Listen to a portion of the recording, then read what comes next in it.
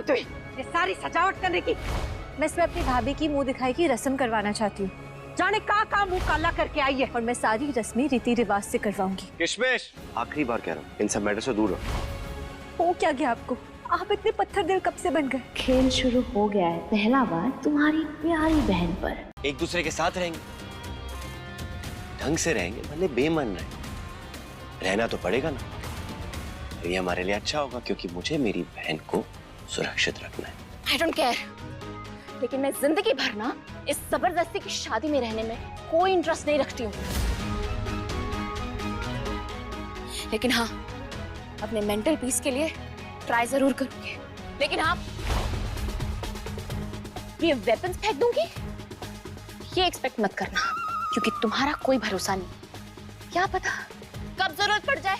क्या फल फ्रूट समझती हो क्या मुझको कि चाकू चाकू ले आती हो?